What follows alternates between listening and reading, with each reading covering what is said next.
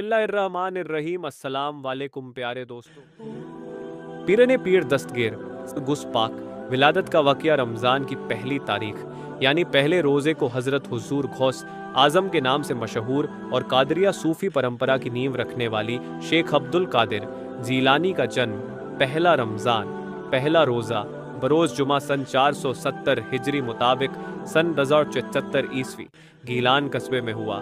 आपका नाम सैयद अब्दुल कादिर, नाम रखा गया आपका लक़ब मुइनुद्दीन गौसे आज़म और महबूब सुबहानी है।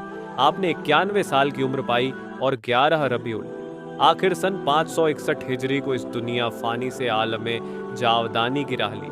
पीराने पीर हुजूर सैयदना गौसे आज़म शेख मुइनुद्दीन जिलानी रहमतुल्लाह अलैह शेख अब्दुल कादिर जिलानी का सिलसिला है।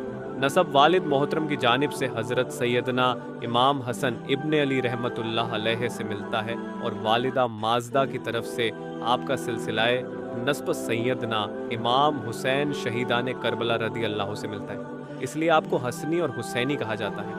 आप मादरजात वली थे, इसलिए आपकी विलायत बचपन ही से जाहिर होने लगी। एक बार लोगों ने सरकार गौसे आज़म रदी अल्लाह अन्हो से दरियाफ्त किया कि आपको अपनी विलायत का इल्म कब हुआ, तो आपने फरमाया कि 10 बरस की उम्र में जब मदरसे में पढ़ने जाता था तो एक गैबी आवाज़ आती थी जिसको तमाम अहले मकतब सुना करते थे, इफ़सहू ले वली अल्लाह, यानी अल्लाह के वली के लिए जगह कर दो। हुजूर गौसे आज़म रहमतुल्लाह अलैह शेख अब्दुल कादिर जिलानी ऐसे मुत्तकी और परहेजगार थे कि उनकी तकवा का अंदाज़ा कौन कर सकता है। आप खुद इरशाद फरमाते हैं कि मैं बराबर 40 बरस तक इशा के वजू से फजर की नमाज पढ़ता रहा और 15 साल तक मुसलसल नमाज इशा के बाद सेन सुबह तक रोज़ाना बिला नागाए कुरान पाक की तिलावत करता रहा।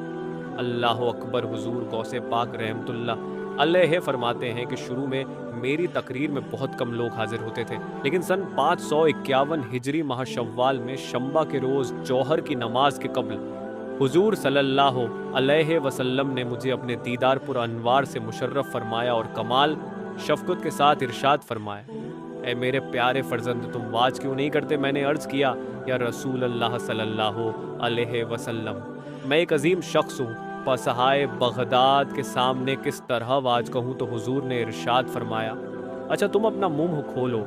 मैंने अपना मुंह खोला तो आकाए दो जहां ने मेरे मुंह में अपना लुआब मुबारक 7 मरतबा डाला और फरमाया, तुम हिकमत और बेहतरीन नसीहत के साथ लोगों को खुदा के रास्ते की तरफ बुलाओ। फिर मैं जौहर की नमाज पढ़कर बैठा तो हज़रत अली रदी अल्लाह अन्हु की ज़ियारत से मुशर्रफ हुआ। तो उन्होंने कहा, ए फर्जंद वाज क्यों नहीं करते। मैंने अर्ज किया, आका मेरी ज़बान नहीं खुलती। तो फरमाया, अपना मुंह खोल। मैंने मुंह खोला तो आपने अपना लुआबे दहन मेरे मुंह में 6 बार डाला। मैंने अर्ज किया कि हुजूर 7 बार क्यों नहीं। तो आपने फरमाया, आदाब रसूल अकरसद सल्लल्लाहु अलैहि वसल्लम की पासदारी है। ये कहकर आप गायब हो गए।